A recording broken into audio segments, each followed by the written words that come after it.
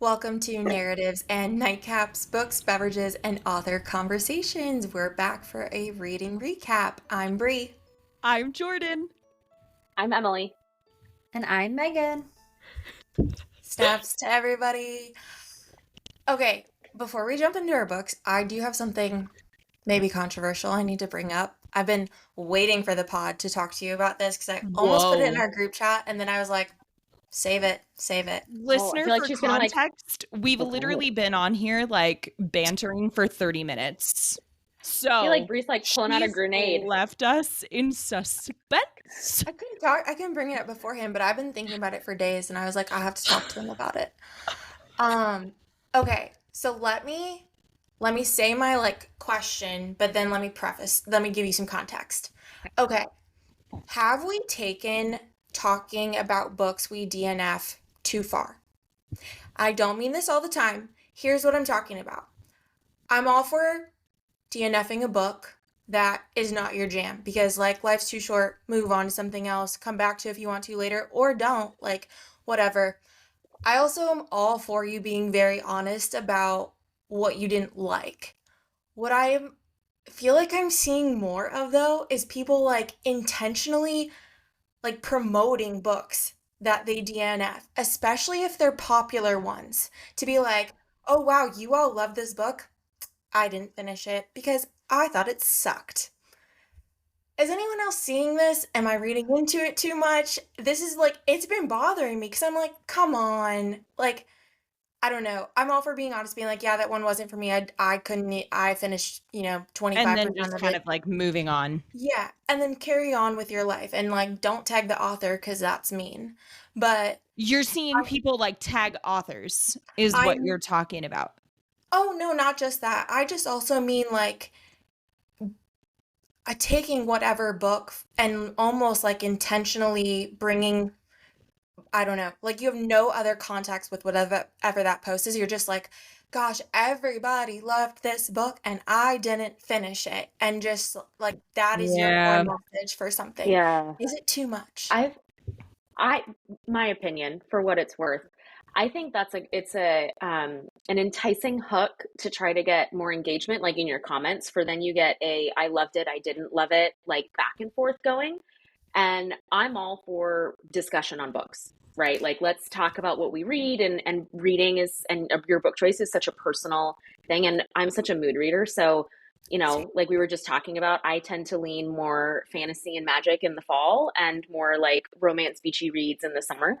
And if I were to swap those, there are some books that I probably would not like. That's fair. The season. Yeah. So I think it's an interesting, what do they call it? Clickbait kind of Or rage move bait. or rage bait, whatever you want to call it. But yeah, I think it's more interesting to connect with the books you do love and those authors, and then promote the stuff you are enjoying. And then when you connect to a community of readers that are like you, it's fun. agreed. For what I it's worth. feel like it's very what is the phrase? Pick me girl, that it's that vibe of I'm so different because I didn't like this book and everybody else did. And here's the reason why I fucking hated it. And we don't need that, because it is, I mean, it's just such an attitude that I feel even goes beyond the realm of books. Obviously we're keeping it within the scope of books, but it's just such I think I agree. It's clickbait, it's rage bait, it's pick me girl, it's all of the things that just trying to be the one voice in the crowd that stands out because they're so different. And we don't necessarily need that tone, especially when it gets to your point, Brie, when you're specifically tagging an author or tagging an audience that's they loved it and they have this fan cult about it, and then you're trying to dismantle that with your rude commenting and your just really degrading way of going about that, then that doesn't help anybody in the long run. Right. Yeah. No, Yeah. that's a valid point. I was very much like, am I reading too much into this? And I get too, there's a really fine balance between being honest about your take on something, and you can definitely say, oh, that one wasn't for me, or I didn't care for it, didn't. And I think we all do that. There have definitely been books we've talked about on this podcast that we don't necessarily care for. But at the same time, then, I don't go to Instagram and be like, this book sucked. Well, Yeah. it all goes Yeah. back to like people are so much more confident behind a keyboard and so much more willing to do and say whatever they want when you can't see them face to face and confront them or, whatever. But I also feel like it goes back to if you don't have something nice to say, then shut the fuck up. That's not what my mom told me, but that's my version of it. Megan, what's Megan that's telling her not kids. my mom's version, but me as a mom, that's my my version. mom's Me version. as a mom, I might say that to my kids when they're teenagers. Yeah. You know, Yeah. I wouldn't blame ya. I think I agree with you, Megan. I'll say I think silence can sometimes be more powerful if you just don't like a book. Yeah. Just don't talk about it and move on. Yeah, well, I would say I'm really bad about it on Goodreads anyways, unless it's an arc where I'm very intentionally reading it and like they want a review for all of that. But even if I read something on Goodreads and I mark it on Goodreads that I read it and like I didn't like it, I'm just like, I can't do that to them though. Like I'm not gonna be the person that goes in to be like, ugh, I just didn't like it. 1 star. I think I'll it's be like especially hard. 2, 6, 7 stars for me on this one. No, I think it's especially tough when you've been asked to be an ARC reader, so an advanced reader copy for just those listeners, right? Because that's an author that literally has not published their work, their baby, and they're asking you to read it, sometimes for feedback, sometimes just to get the, hype around it. And I don't know, I feel like there's I'd say like responsibility, but there, when you accept an ARC, you should be working with the author. And if you truly DNF an ARC because whatever, then private feedback back to the author would be the way I would do it personally, not like, Publicly. Well, especially if it's an arc for someone who's maybe more of an indie author too. Right, Private feedback to them can be like recognize that even whether you're receiving the arc from an indie author or traditional, like a lot of times those are unfinished copies. And so private feedback to that author can be very, very helpful, but you don't have to go blast them on the World Wide Web. Right. Yes. Yeah. Very true. Okay, thank you for coming to not my TED Talk, but this conversation that has been weighing way too heavily on my mind. I appreciate it. Yes. Megan, your books. Oh, okay. Start with me. What a segue. What a segue. Yes. Okay, so I read for my other book club group that I'm part of, Beautiful Ugly by Alice Feeney. And I feel like this had a moment earlier this summer where I was seeing it everywhere. So I finally have had the chance to read it. And I will tell you what it's about. It is a gripping and deliciously dark thriller about marriage and revenge. Author Grady Green is having the worst day of his life. Grady calls his wife to share some exciting news as she is driving home. He hears Abby, his wife, slam on the brakes, get out of the car, and then nothing. When he eventually finds her car by the cliff edge, the headlights are on, the driver door open. Her phone is still there, but his wife has disappeared. A year later, Grady is still overcome with grief and desperate to know what happened to Abby. He can't sleep, he can't write, so he travels to a tiny Scottish island to try to get his life back on track. Then he sees the impossible, a woman who looks exactly like his missing wife. Wives think their husbands will change, but they don't. Husbands think their wives won't change, but they do. And that's the setup. Okay, well, magnificent setup. Like, holy cow. Yeah. That was a Goodreads copy paste, so thank you. Do not credit me for any of that. I don't know about you guys, but I just feel like I've been like, even if I give myself a lot of time to like sit down and write these, I just have such writer's block when I try to like think back on the book, and so I've just been and put together a taking recap. the easy way out. It's hard. Yes. So whatever. I copy paste Goodreads. Thank you. Okay. So my review. I really, really, really wanted to like this book. I have been seeking a dark, twisted thriller. But the thing that turned me off, so unlike you, Megan. Bashing books. Sorry. No, like we can talk honestly about them without being like the I'm not post gonna be violence like is at Alice Feeney. This was not it for me. But what turned me off, I will say, because like I feel like the storyline is super intriguing. It's like once you get into the meat of it, it is a really fascinating story. But it was like the way it was written turned me off. And I have noticed a pattern, and you guys can let me know if you have noticed this in books that you've read as well. But in my opinion, bold letters, my opinion, I have found that when an author is needing to like fill space, or maybe they're not feeling so confident in a novel, they will continue to repeat certain lines over and over and over again, like certain points that they really want to drive home to you. And this book was chock full of that. It just kept repeating over and over again. I'm this tragic author. My wife is missing. I don't know what to do. I am all locked up. I can't figure things out. Nice. Did you guys hear that? It's okay. Right. It's okay. Okay. My He dogs are feels going your nuts at the door. pain over the You're book, fine. Megan. He feels your pain Yes. over the book. Yes. So anyway, basically, I just found that she kept repeating these like points that she's trying to drive home in the storyline, and it just kind of overshadowed anything that would have been fantastic with the book. And there were some really great twists. I feel like toward the end, you're like, what is even happening? And then you get to this moment where you're like, oh my gosh, like eyes wide open, everything comes full circle. But for me, that all of that really, really awesome work is just completely overshadowed by the fact that it was just like these filler lines over and over and over again. So I just I wrote, we fucking get it. Thank you. Like, we understand what is happening. You don't have to keep tying me back to like why you wrote this book to begin with. So pretty much I really wanted to like it. It was picked for our book club. I was really excited. Like I said, I feel like I had seen a lot of posts and hype about it like earlier this summer, and it just kind of fell flat for me. So just didn't hit on Yeah. that one. I feel My like bad. I saw a lot about it too. A lot of people Yes. posting Yeah. about it. But I will say I saw a lot of mixed reviews on it. I Mhm. saw a Yeah. lot, like I saw a lot of people that really, really liked it. I didn't see anyone do what we were talking about at the beginning where they were just like, "Hey, I didn't like this at all." But I did see mixed reviews, like honest feedback on it. So that's interesting because I love the premise Yes. of Yes. it.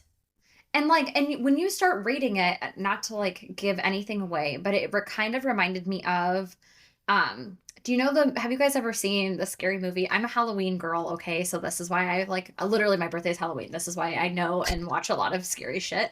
But have you guys seen the movie The Village? It was like from a Yes. long time ago. M. Okay, Night so Shyamalan, right? Yes.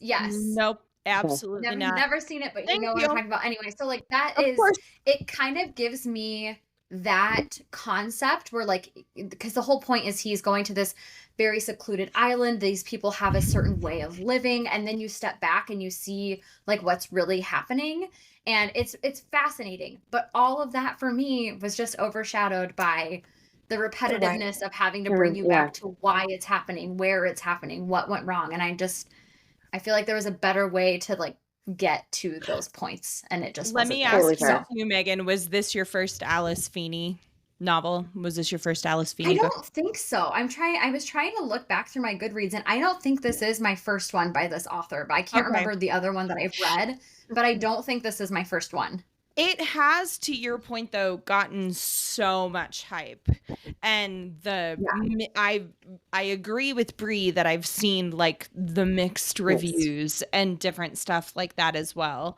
The interesting thing, I mean, okay, so I will put it this way. This one has definitely been on my TBR probably about as long as The Housemaid, right? Now, I'm don't get me literally reading it wrong. right now. Don't get me wrong. I'll read The Housemaid first. I promise. I'm right this fucking No. right before Oh recording. God. I'm the only one that hasn't read it now, aren't I? I'm gonna finish it tonight. There's no way I don't finish it tonight because like Oh, I feel like I'm uninvited I've to been the so close to party. texting Megan and Emily have been so close to texting you guys, but then I just like keep reading. I'm like, I don't even know what to say right now because Let me just ask you this, Bree, and then I want to go back. Bree, have you made it to part 2? yes, That's all I want. yeah, and I literally almost texted you both to be like, I'm at That's the part part. 2. Like, Oh my WTF. God. Okay, I have to. Okay. Okay, so Jordan, you got to read it. Okay. And when you make it to part 2, you got to text us your reaction. Yes. Okay. Yeah. Okay. Continue. Well, obviously, the I'll talk to you both housemaid, tonight when I'm done. in our opinion, Please housemaid do. is way higher, top notch versus something like this. I appreciate your honesty, Megan. That's where I was going with that and what I wanted to say. Yes. Okay. So there Again, you go. this is my opinion. I'm not shitting on this book. I think that it is a really cool, interesting story. Like, it definitely is a dark thriller. It definitely gives you what you were looking for in that regard. I think that it could have been written differently. Well, That's and all. it sounds like you went into it with some, and this isn't, listener, listen, as a reader, this isn't wrong. As readers, we go into something with thoughts, hopes, anticipations, expectations. All I hear you saying from this review is you got something different from what you expected. You got something different from what you wanted. And Yeah, that just is what it is. Like, that's a fair. Yeah, that's you know? exactly it. I have a quick question because Megan, I look to you as the queen of dark thrillers of our Oh, gosh. podcast group because you have in a good way, and honestly, because I feel like a lot of the books that you bring that I keep adding to my TBR are yeah. like thrillers and dark mysteries and like the Halloween vibe And in a great way. depressing sad books. That's my next one. Not depressing, maybe roulette, however you want to put it. But what, like, for you, what is the recipe for like a good thriller? That's a 'Cause great I think question. there are other readers that probably vibe with your books, and I would just be curious to hear what your like good thriller recipe would be. That is a really good question. I would say for me, it is something like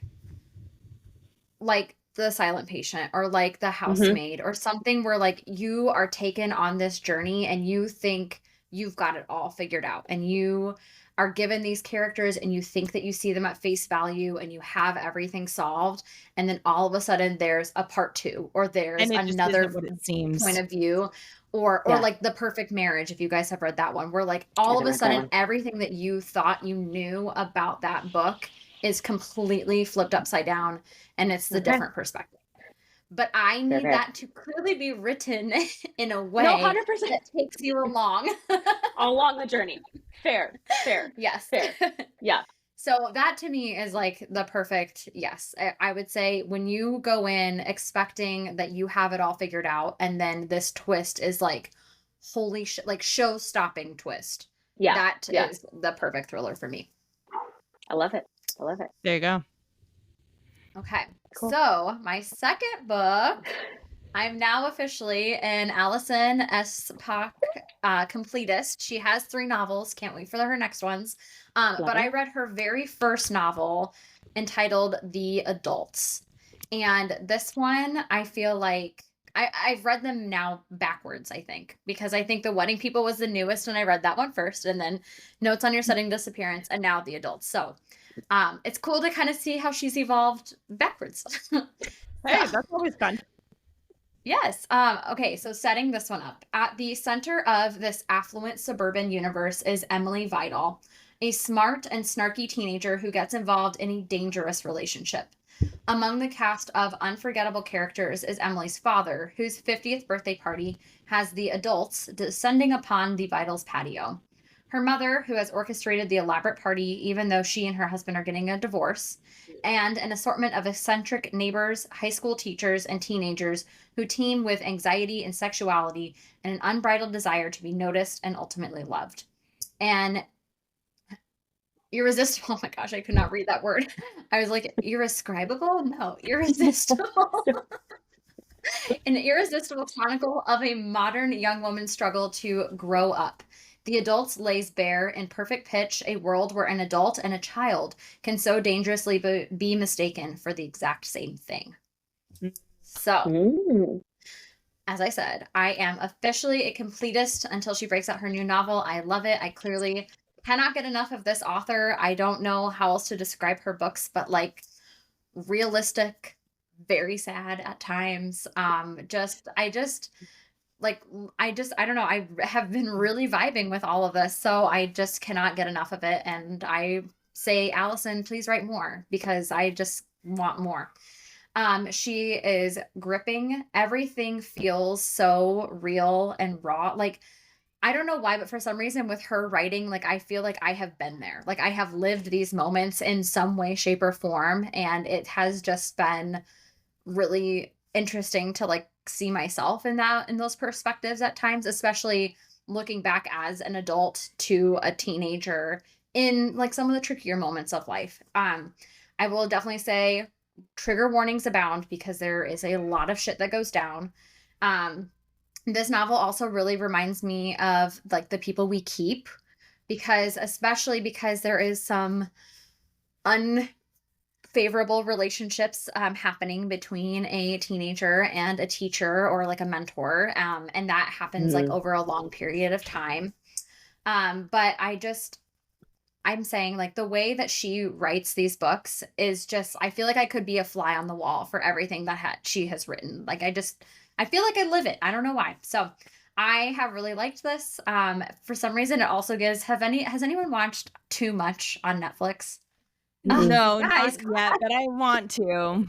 okay. So for some reason, in a really weird, twisted way, this book reminds me a lot of that series, and I don't know why, but I get like very similar vibes of just like someone who's really trying to find themselves and kind of does it through really critical mistakes, unsavory acts, if you will, just things that probably they were not ever planning to do happen, and they do it with this almost like naive, again, like snarky kind of personality, but you can see through it at times, if that makes sense. So I highly recommend this author, period, because now I've read all of her books, but Yeah. I also really, really like this one. I think by far Notes on Your Sudden Disappearance is my top Is your favorite, but okay. my favorite. Yes. And you'll see that. Congratulations first on being a Thank you. completist because Thank you.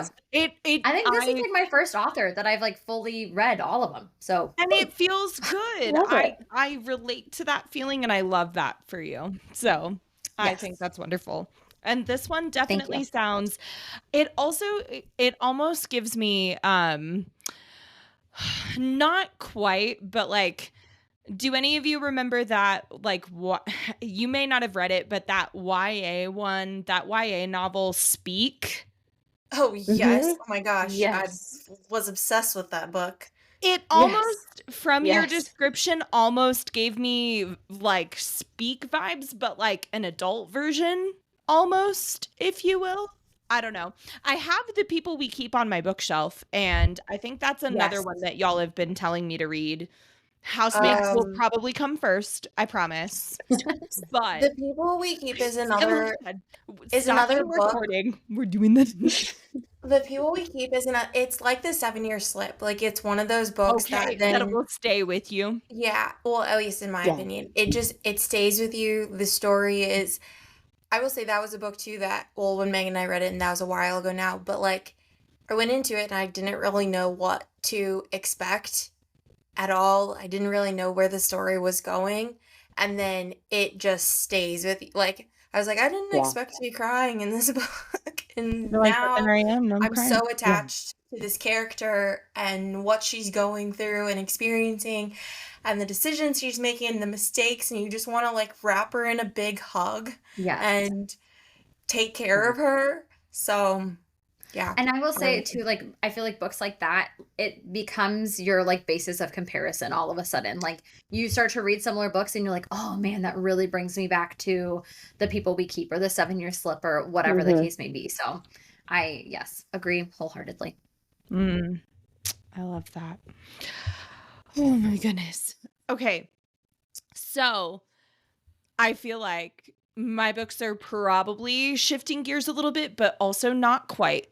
Before I get into that though, I am going to shift gears and give an honorable mention right now just to kind of the memoir era that I'm in for the moment, because I'm kind of living for it. Within the last month, I've read The House of My Mother by Sherry Frankie. If any of you followed or listened to the Ruby Frankie case and you knew all about that, Sherry Frankie, I cannot remember if she is Ruby Frankie's firstborn, or I know she's her oldest daughter. Very, very gripping and super compelling to read, as well as Sister Wife, a memoir of freedom, faith, and family. So, side tangent for a quick second. I have grown up with the Brown family.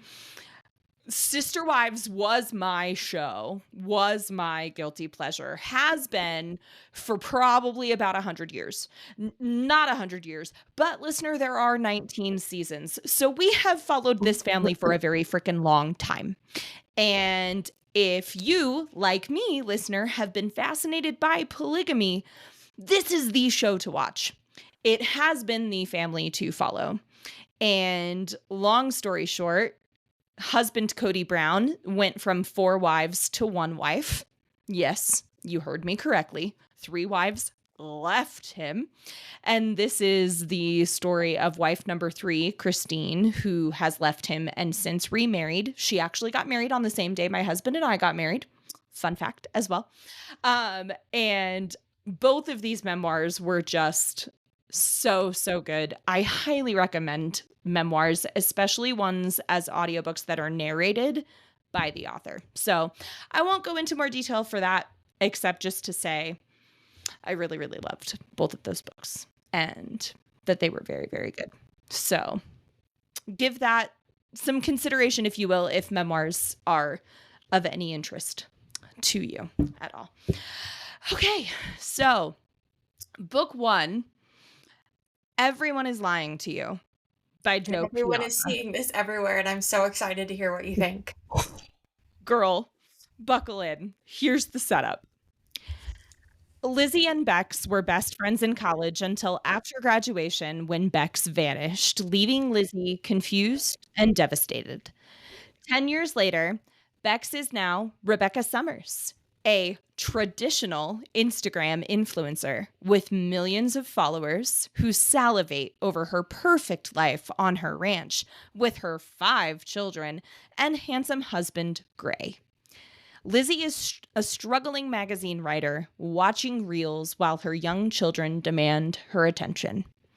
One night, out of the blue, Bex calls Lizzie with a career-making proposition, an exclusive interview with her about her multi-million-dollar business venture, and an invitation to Mom Bomb, the high-profile influencing conference. But at the conference, Bex goes missing, and her husband Gray is found brutally murdered on their ranch. Lizzie finds herself plunged into the dark side of the cutthroat world of social media that includes jealousy, sordid affairs, swingers, and backstabbing. She must learn who her old friend has become and who she has double-crossed to try to find her, clear her name, and maybe even save her life. So glad I haven't found that side of social media yet. Oh, Same. okay. But listen, so this was my first Joe Piazza novel. 4.5 out of 5 stars for me. Absolutely so good. And I will be honest, it is super gripping from start to finish. Maybe some trigger warnings, kind of. But honestly, this one is not as devastatingly deep, perhaps, as other books that we've talked about before. Joe Piazza writes in a way with multiple points of view, keeping everything super interesting. And honestly, I find it super coincidental and ironic I was reading this at the same time I was kind of going down this rabbit hole with the whole Ruby Frankie situation. And she was a momfluencer, right? A YouTube blogger. And there was all of this different stuff going on.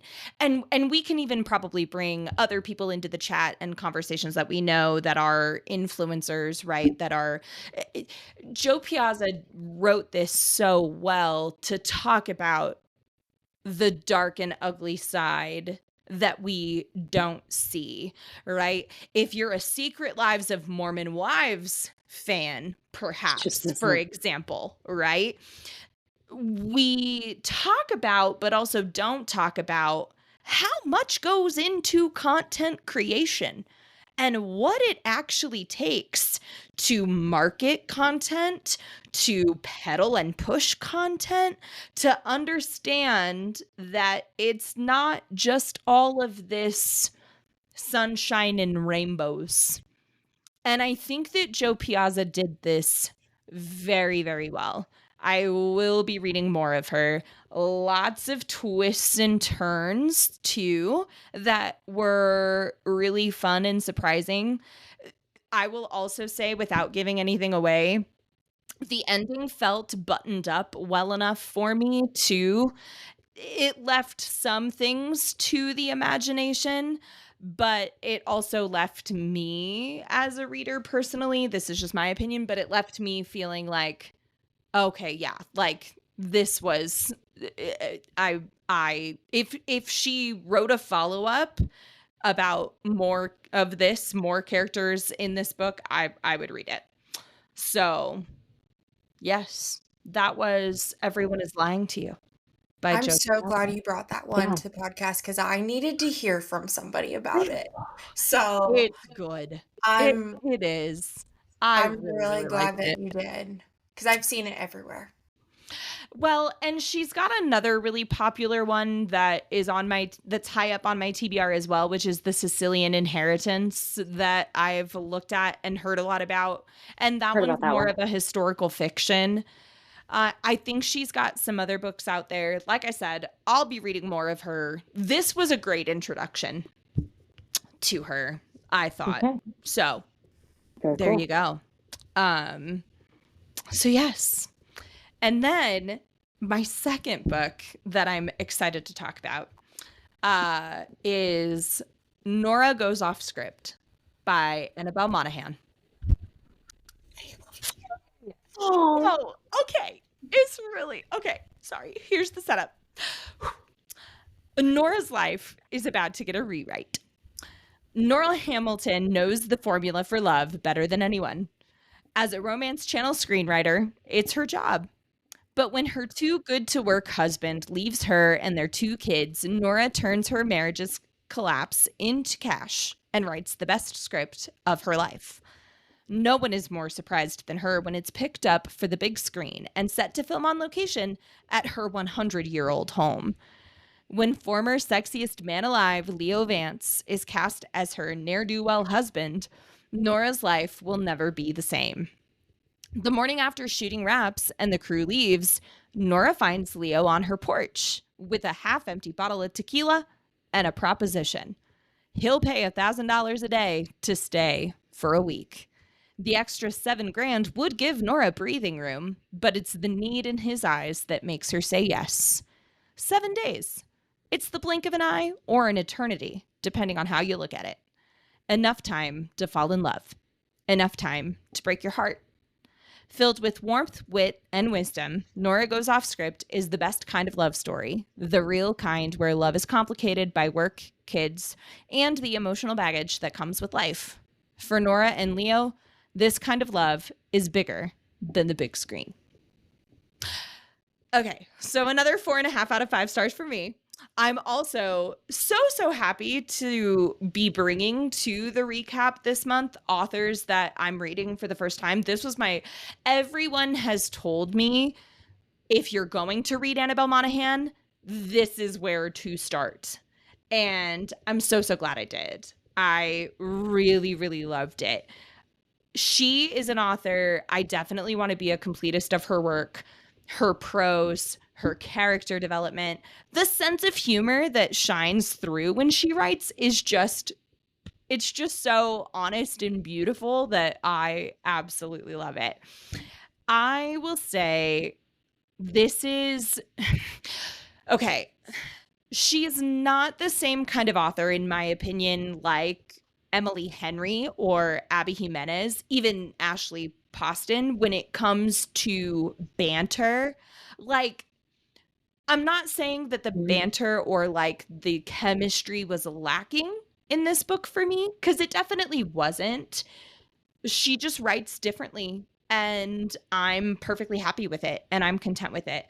The visual descriptions of where you are, the will they, won't they, that part of it, I just absolutely fell in love with, and it was so compelling.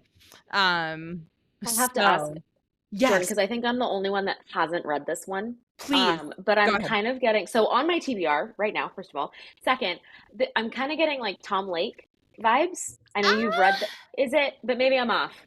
By that sound, I'm off. But I thought I'd throw that out there. Now, would I perhaps compare her writing to Anne Patchett's more than Emily Henry's or Abby Jimenez's? Yes. In fact, I Okay. actually would. I haven't read Tom Lake or anything by Ann Patchett, but I agree with what you're saying in that she's not very like Emily Henry, Abby Jimenez. I would say she's closer to Carly Fortune. Okay. Yeah, I would say Anne Patchett with Carly Fortune sprinkled in there. I see how Gotcha. you got Anne Patchett from what I was describing That's what I was going and for. what I was Sure. reading. So yes, Okay. she's That sounds great. definitely in between that like Carly Fortune vibe. I would also kind of agree with Brie on that as well. So I'm excited to read more of her. If I can squeeze another one of hers in the fall season, I just might. Done. However, Done. hers are definitely same with Abby Jimenez, same with Emily Henry with Carly Ford, like very summer, spring kind of vibes. They are. They're very. So I might Yeah. have to hold off one, but Yeah. if I can squeeze another one in the month of September, I absolutely will. It's also super doable if you do find, because I'm pretty sure I read Nora Goes Off Script in a day. It's less than It's a quick- 300 Oh, that pages. fast. It's Okay. so cool. I remember because Okay. Megan and I did a recording on that book, and I remember, I don't know why, but I hadn't started it for some reason, and our recording was coming. I know you're all surprised. And Megan was like, "You'll be fine. Like, you're gonna read it so fast." And I mean, the second I started it, like, Yeah. I hadn't done that afternoon. Because the story, it's like, it's such a cute, it's a compelling story. It's super is. cutesy. It's very, very easy and quick to get through.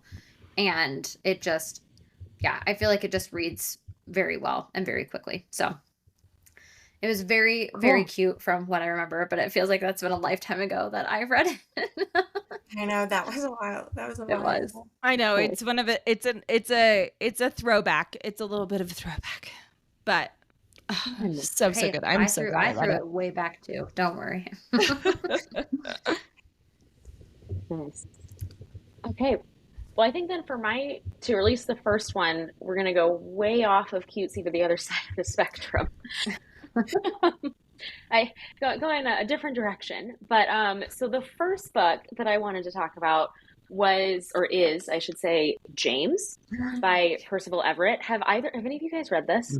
No, but I want to. No. No, but Emily, I knew you were reading this, and I was standing in the bookstore, Oh my God. and this woman picked it up next to me, and I so badly want to be like, "So I know someone that's reading that right now, and I think she's gonna talk about it on our podcast."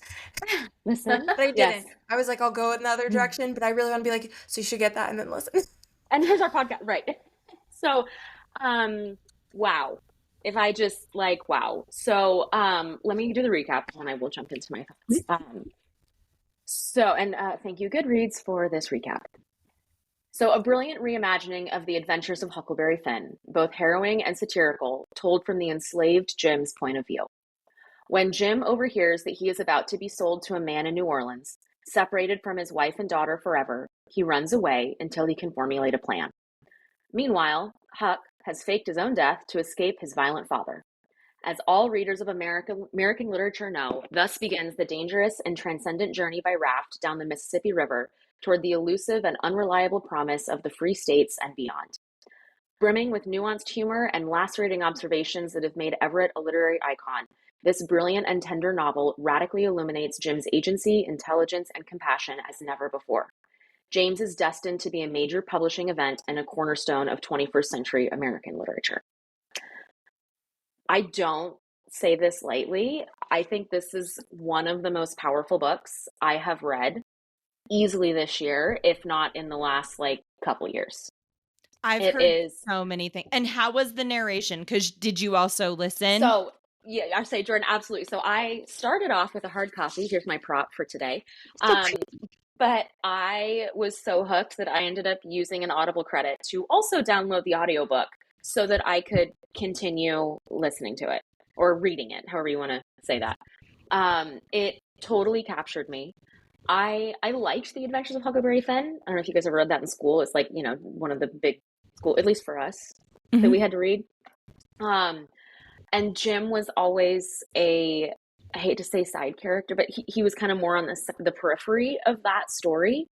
And the way James reshaped my view of Huckleberry Finn, I would almost read them as a duology of sorts to get you could do an unofficial duology with the two.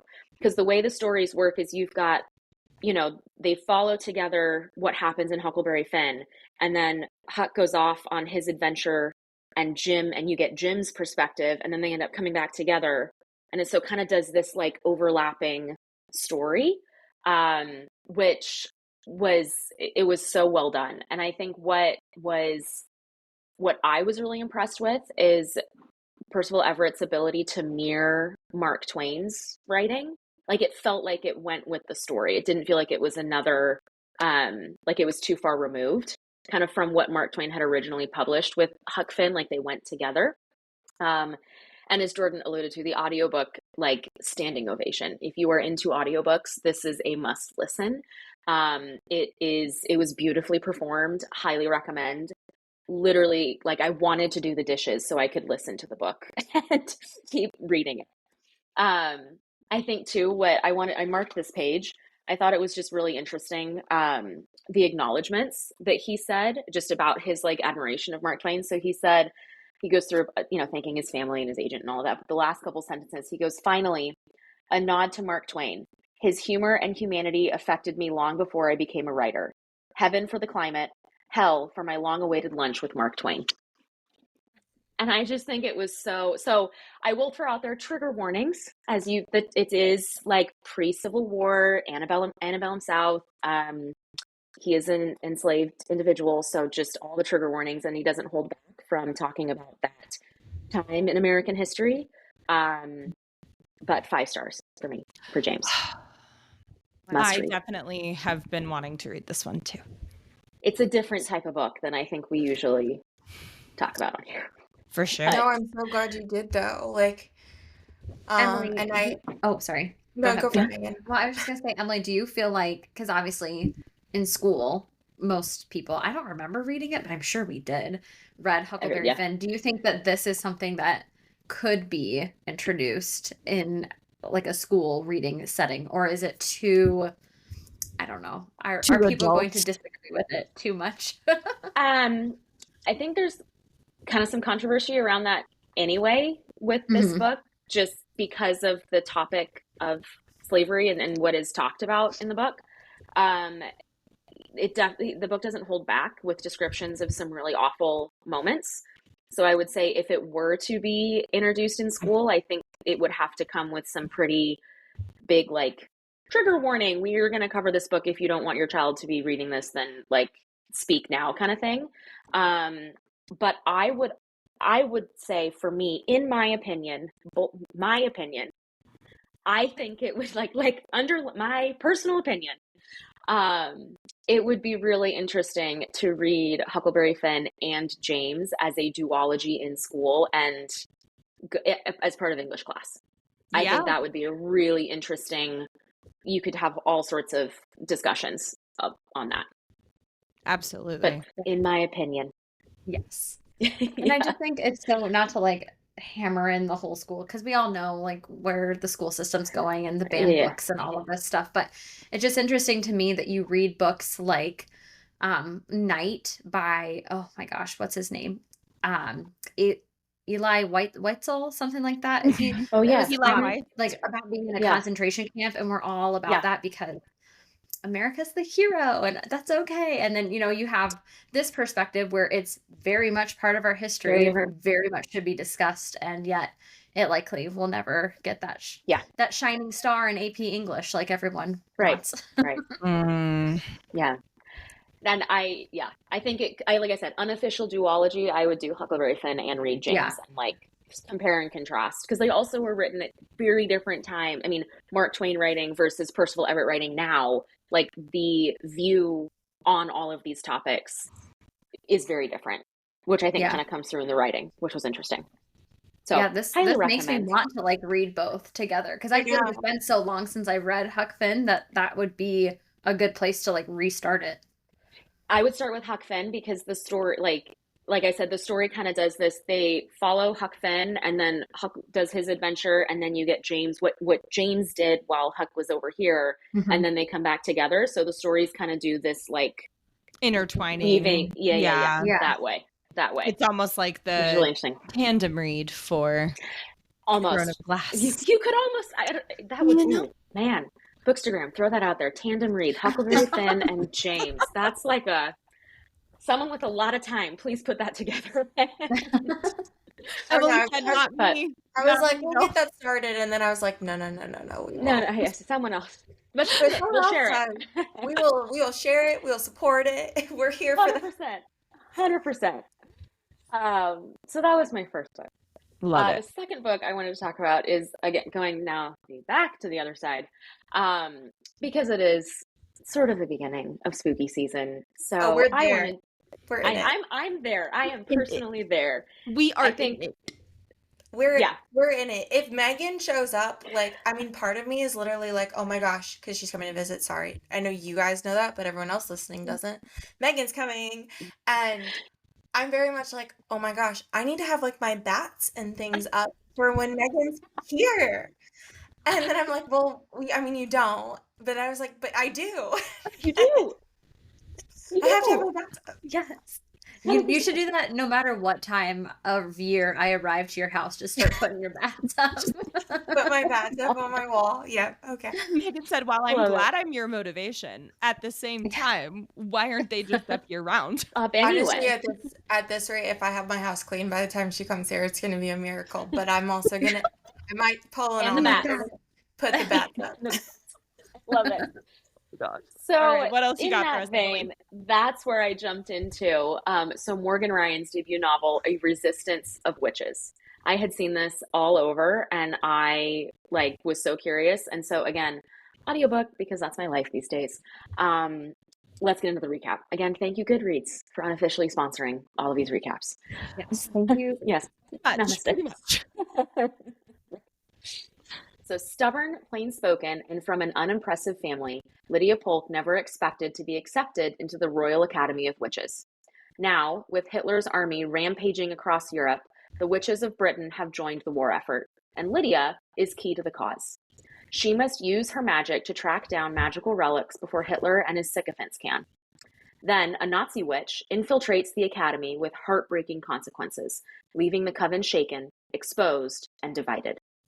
The elder British witches have no interest in further loss of coven life in service of a government that has forced them into hiding for generations. But with the discovery of the Grimorium Bellum, an ancient book that leaves a trail of death and destruction wherever it goes, Lydia knows her mission has never been more urgent. Alone and woefully outnumbered, Lydia makes her way to the heart of occupied France, where she finds allies in Rebecca, a fierce French resistance fighter with a secret, and Henry Bordeaux, a handsome Haitian-American art historian with a little magic of his own. Together, they traverse the country, stalked by the natural and supernatural alike, in search of the grimoire. But as Lydia soon discovers, finding the book is only half the battle. The Grimorium Bellum itself has a dark agenda. Lydia must subdue it before the witches of the Third Reich can use it, but she'll have to survive the book herself first. Dang. So good.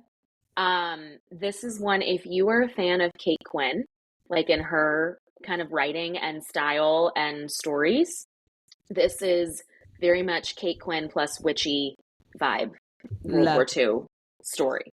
Um, I'll say historical fiction, heavy on the fiction, but it does take place during like World War II, and Winston Churchill is in there, and so there is like that element, but it's heavy on the fiction side of things if you didn't pick that up from the recap.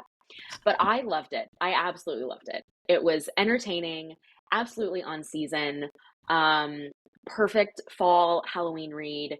There is romance that kind of develops like through the story. So I feel like you get all the pieces that just make for an entertaining read or listen, with, romance, friendship, teamwork, found family, plus witches, and if you like kind of the Kate Quinn World War II story vibe, then this is definitely something that you'll enjoy.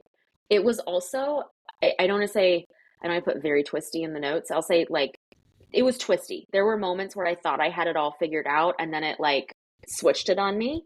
So it kept me entertained, I should say, like throughout the story.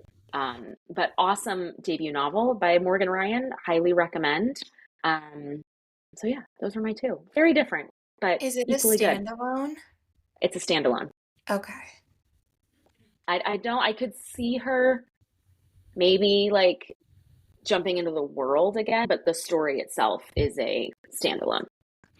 I placed the Hold On Libby. I'm pretty sure I have to read this one. Yes. Yes. 100%. You are speaking my language. Yep. Housemaid first, then this one. Oh, yes. And then anything else you want to do after this. Yeah, this one. So what I'm hearing is I can't read anything I want before. I'm just kidding. Yes. I mean, after tonight, you'll be the only person that hasn't read it. Ooh. That's peer pressure, ma'am. I don't respond. I reject. I'm just saying. He's like, yes, this is old-fashioned peer pressure. But yes, then afterwards, this one, perfect. It's a great. I love it. Perfect fall vibes for sure. 100%. All right, well, I'm gonna left turn us again. Because the roller coaster that we've been on for these. I'm gonna start off with The Love Hypothesis by Ali Hazelwood. Okay. Yeah, let me just jump into the recap, also from Goodreads, of course.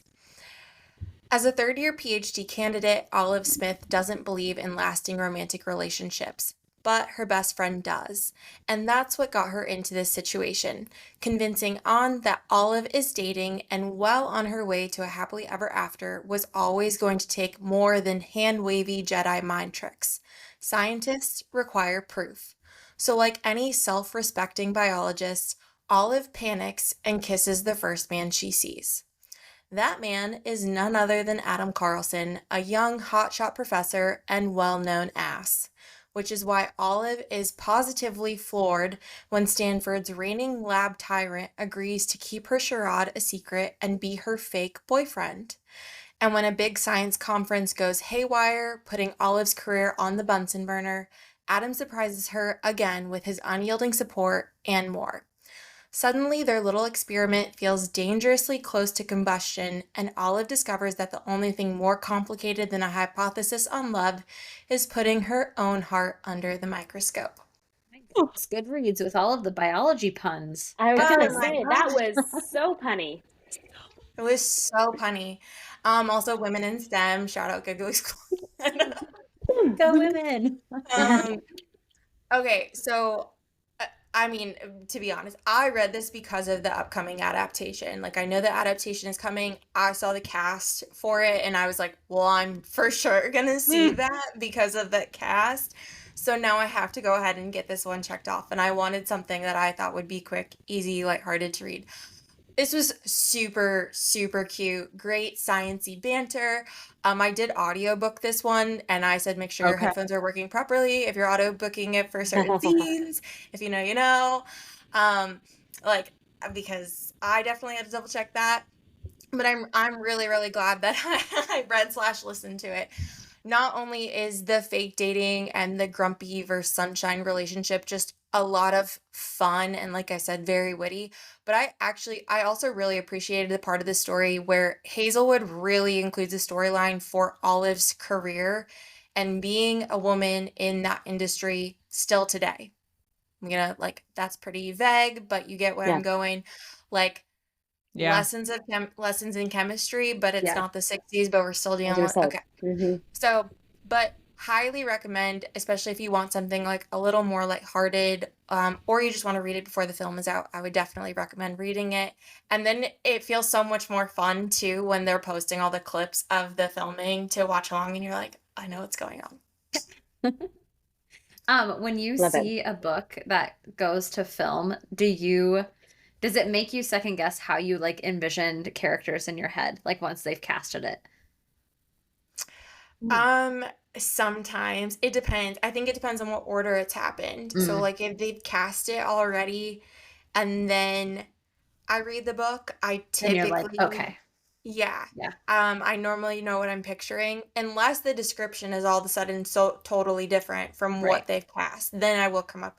But I do think that when I've read it beforehand, I kind of have something in mind, and I pretty much stick to that, no matter what direction they end up going with casting. Okay. I will say, having read this one, because this was my introduction to Allie Hazelwood, so I read this one well before this was, probably around the same time it was being optioned maybe for film, and like it wasn't even casted or anything like that. It is a little bit. They cast it pretty well. Like, it really, really looks like they did, honestly. So Oh, I'm quite obsessed. I'm so excited. I'm so excited. I'm super excited. I'm super excited for the film. It was a very, very fun audiobook. I think it would be like a fun short read. This is, I'm pretty sure, my second Allie Hazelwood book. And there's nothing What's the other majorly one wrong you've read? with the What was the other one? first one, but I liked this one more. What was the other one you read? Below Zero. I haven't read that one. So lesser known Allie Hazelwood. I've only read one. It's not bad. I'm like fascinated by well, I know like Love Hypothesis, like that kind of was one of the books that sort of took off her writing career, because she features a lot of women in STEM in careers that we don't highlight as much for women. And so Below Zero does something similar, and I was very interested in that one specifically, but that was a while ago that I read that. So like, I remember thinking it was fine, but I really enjoyed this one. This was like laugh out loud funny at times. I think Emily and I have both read Bride. I was just gonna say that's my only Allie Hazelwood is I've read Bride, and then I've already pre-ordered Mate, coming out October 7th. Mated. And Mate. Yes, and I've ordered that one too. I've read Deep End. Whoops.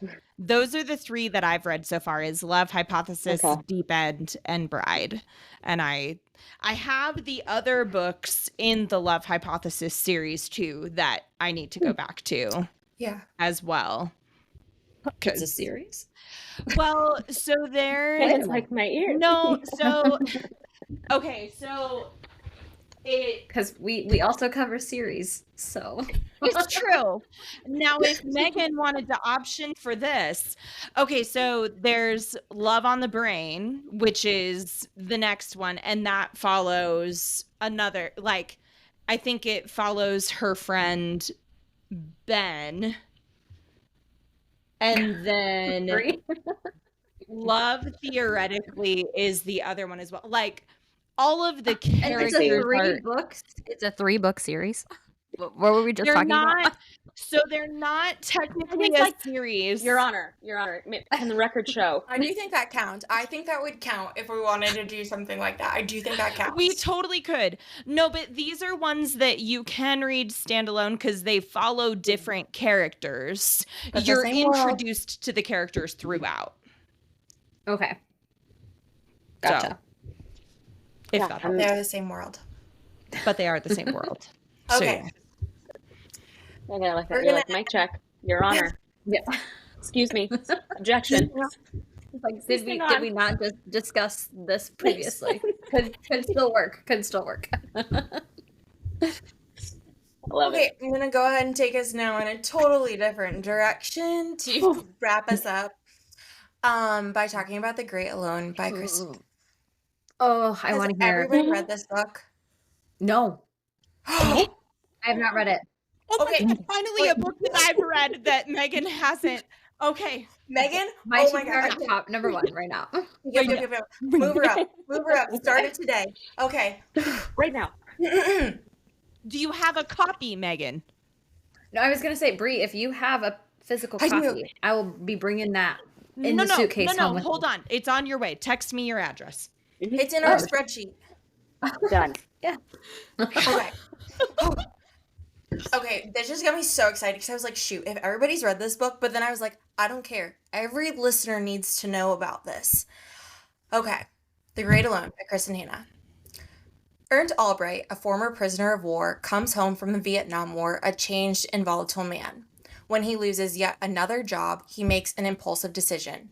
He will move his family north to Alaska, where they will live off the grid in America's last true frontier. 13-year-old Lenny, a girl coming of age in a tumultuous time, caught in the riptide of her parents' passionate, stormy relationship, dares to hope that a new land will lead to a better future for her family. She is desperate for a place to belong. Her mother, Cora, will do anything and go anywhere for the man she loves, even if it means following him into the unknown. At first, Alaska seems to be the answer to their prayers. In a wild, remote corner of the state, they find a fiercely independent community of strong men and even stronger women. The long sunlit days and the generosity of the locals make up for the Albrights' lack of preparation and dwindling resources. But as winter approaches and darkness descends on Alaska, Ernst's fragile mental state deteriorates and the family begins to fracture. Soon the perils outside pale in comparison to threats from within. In their small cabin, covered in snow, blanketed in 18 hours of night, Lenny and her mother learn the terrible truth. They are on their own. In the wild, there is no one to save but themselves. Okay, so here's the thing. That wonderful recap from Goodreads. Doesn't I do had it not read justice. that prior to starting this book. Nope. And I knew next to nothing about this story. I'm so disappointed in myself for waiting for so long to read it because I'm disappointed in you too. when I say like this book has taken up permanent residence in my brain. It's not just renting space, it lives there. Yes. I have not stopped thinking about it since I finished it while sobbing on a plane. Like full at one point I had to flip the book over because I was crying so hard and I just like had to catch my breath. I just could not stop. Kristen Hanna it's makes fine. you sob, like dry heave sob. Dry heave sob. Yes, every one of her books. Like, and thank God it was not a full flight. So it was just Jared and I in that row, and he was sleeping, so it was fine because the tears were just dropping on my book. But okay, once again, Hannah captivated me with a story focused on strong female characters and their ability to survive. Yeah. I will say, Megan, prepare like the first 50 pages or so started off just like a tad slow. It But was again, a little slow. I was also like, where are we going with this? Like, I was like, I have absolutely no idea what is happening. But I kind of liked it. But once I was in it, this story was gripping. There's suspense, young love, incredible descriptions of the setting and what it's like to live in Alaska, especially in the 70s and 80s. Oh Not super populated today, but like definitely wasn't back then. It was just completely gripping. I'm talking edge of my seat with some of the things that happen. Talk about like what's within and like the family dynamics, but then also all of the elements that they're battling being in Alaska and preparing for winter and what that really means. Edge of my seat. And when I wasn't reading, I was talking about it to Jared we're like walking through the forest and I was like, so let me tell you about living in Alaska in the 70s and 80s and what this people are facing. Like, I could not stop talking about it.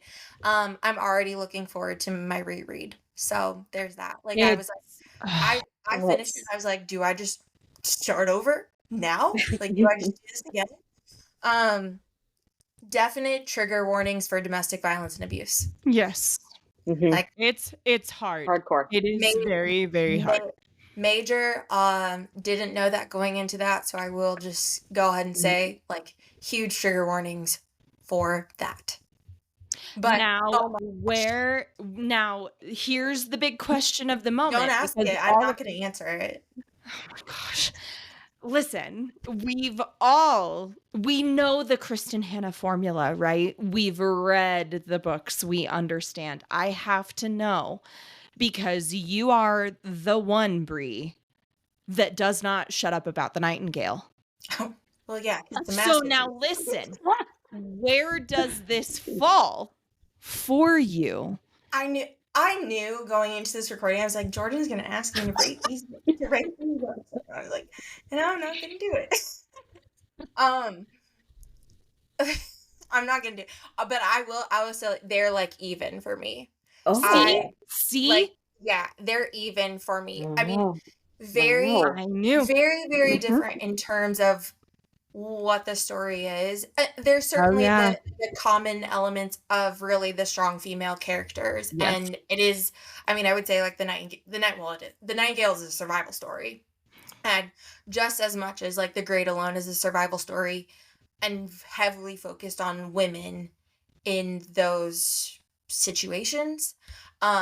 So, but like that's pretty much where I think their common themes end. Right. But they're even for me now. Like, so just you're saying I don't shut up about the Nightingale. I won't shut up about this book. I'm obsessed with it.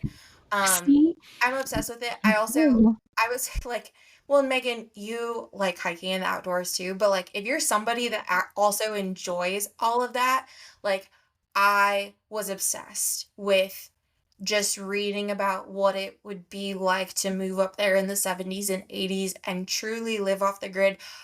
I'm not going to lie, there were some things too, like, there are some things she mentions, and this was published in, I think it's like 2018 or 2019. There are some things she said that I'm like, can Kristen Hanna predict the future? I mean, like, can she predict the future? What? Because there are some things she mentions that I'm like, girl, that happened like a couple of years after you published this book. So that's interesting, and it's just interesting to read it now in like 2025 and to think about like what people were really thinking moving up there in the 70s and 80s and some of the ties to today. And I would say I highly recommend reading the acknowledgments at the end. Yeah. You're making me want to reread this. And as somebody that doesn't reread, listen. My job here is done. He's like, and good night. No, but honestly, like the hype that she's giving this right now, like y'all don't even understand, because I read this when it came out and I wouldn't shut up about it. And for how many Kristen Hanna books I've read, this is still my favorite. It still is. Oh, really? I put it above Nightingale, but that's me. That's just this reader's opinion. I love them all. I love them all. But for me, The Great Alone and The Four Winds live rent-free in my head. They are. I was going to bring up The Four Winds. The Four Winds also just, I don't know, Bree and Jordan, have you read that one? Yes. Nope.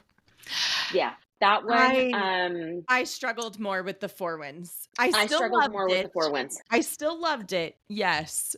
But that one ripped my heart a new one, and I just... Yeah.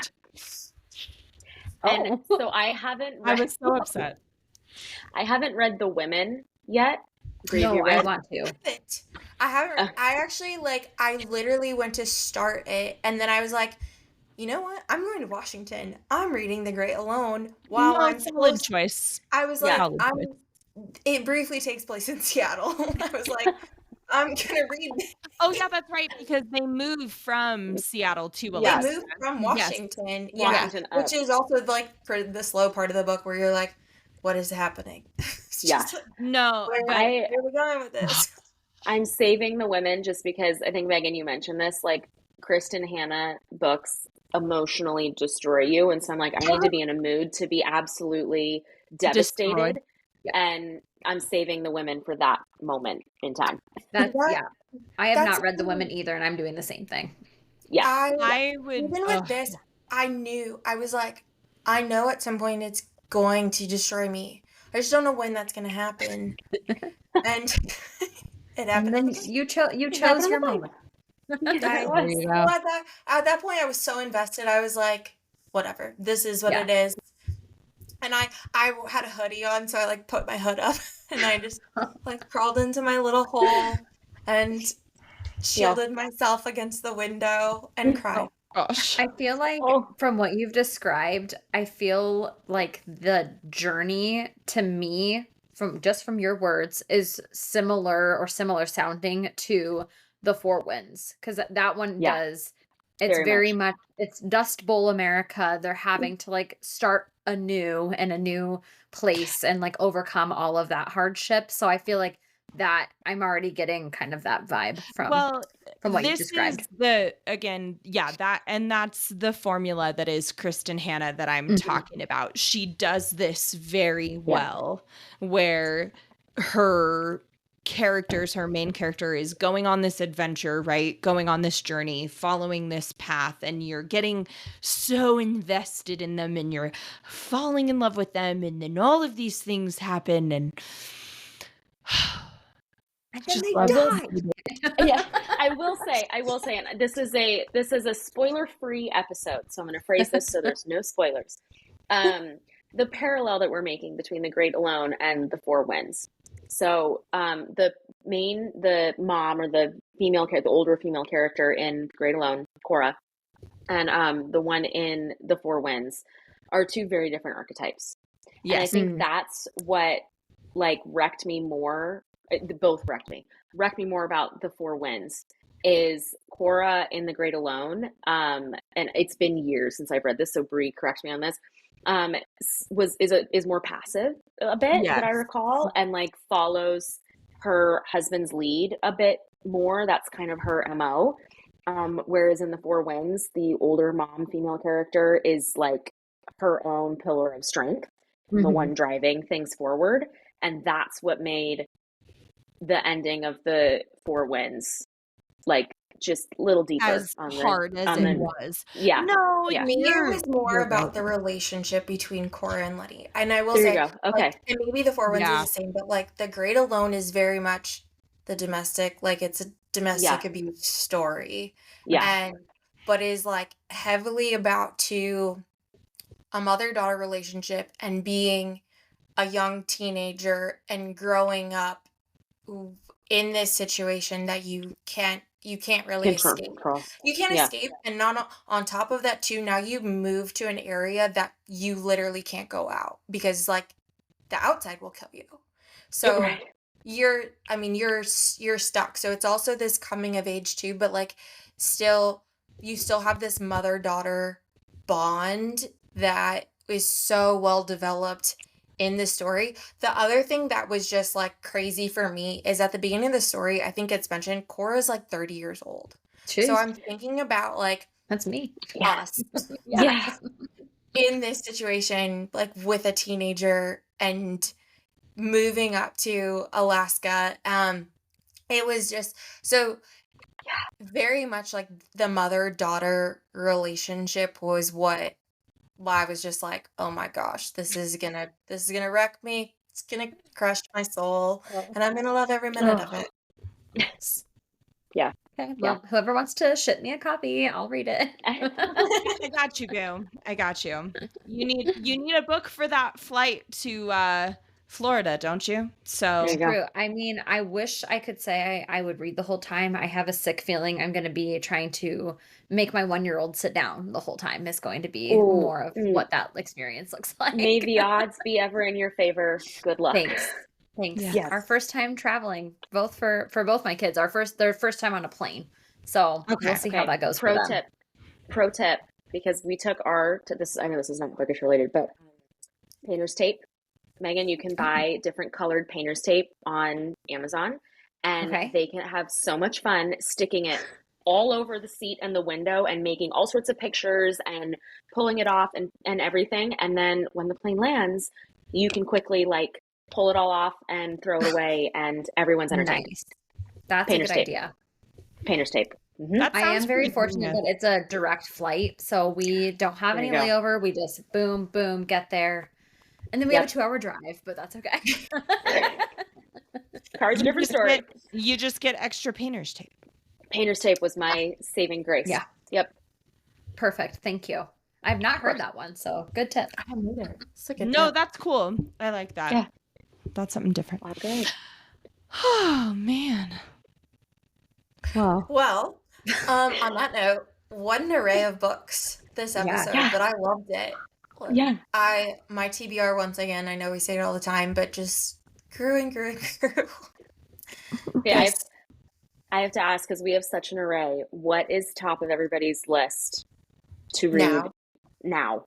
Am I in trouble if I don't say The Housemaid? Wait, hold on.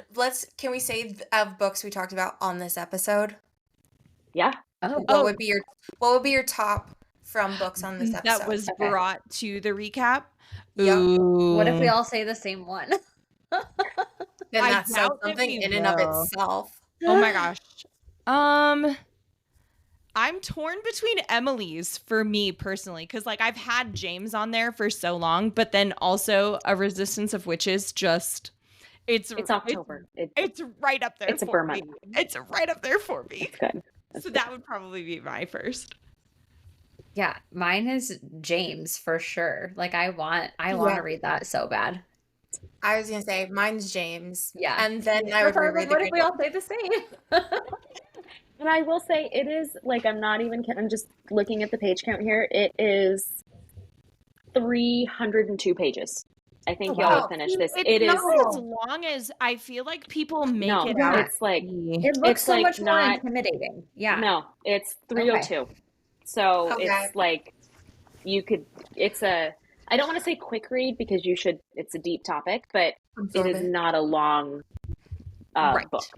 Yeah. Okay, but we do need to talk, Jordan, if you're not gonna read The Housemaid, what is at the top of your list? What is I mean, I said A Resistance of Witches. Do I have to say something else from the list? No, hey. Oh no, but off the list, you were like, but I'm not gonna say The Housemaid. So what is at the?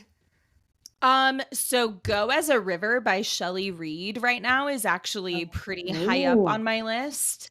As well as actually People We Meet on Vacation, high because on my list. that adaptation is coming in January, and we are at the we are at the start of the Burr months right now again, ladies and gentlemen. So again, I stress, if I can get another summer quotation-ish beach-y romancy read in this month, it is very torn between Annabelle Monaghan and Emily Henry for me. I So would say that- People We Meet on Vacation because of the adaptation. Like get that Yeah. in so that you can Yeah. watch that That's on adaptation.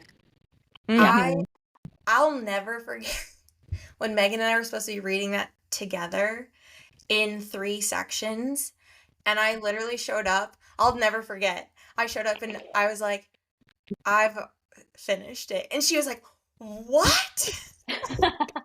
We had She it all was so timed mad. out. We were supposed to like be on the same schedule, and you're like, "So I'm done with the book." So hey And I was Megan, like, Megan, that's buddy reading. "Oh, well, I see. This is why I don't know what it is because my buddy decided to read all ahead in front of me." In my defense, it was an accident. Like, I truly didn't. I didn't mean to. All of a sudden, it just kind of happened. It And just turned itself, Megan. I feel but I feel like I was like, okay, like one more chapter is not gonna kill me. And then all of a sudden, I was like, I've almost finished this book. And then at that point, you I was might as like, well just finish yeah, it. I was like, Might I'm as well already just- this far. Like, this just, I'm just gonna That- read the whole thing. That for me is like every Emily Henry book that I have ever read. I get hooked in the story, and then I'm like, oh, what's one more chapter? Oh, look, I'm already over halfway. I might as well just like finish it. Which I Yeah. don't know if I mentioned it, so maybe, but like I did read Happy Place, everybody, because I know it got brought to the pod a couple of times. I did read Happy Place a couple months ago. Yeah. Thumbs up. So Dun, it was a dun. thumbs. I liked it. Okay. Yeah, Okay. I liked it. So I thought it was good. I don't know Cool. that it's like my top Emily Henry book, but I Mm-mm. liked it. I enjoyed the story. I once again could not put it down. So the only read I haven't read is Great Big Beautiful Life. Oh, Ooh, that was read good. it. I do like That's Great Big Beautiful Life. I do. That one was good. I That still one was have very good. funny story and people we meet on vacation. I I have love book funny lovers. story.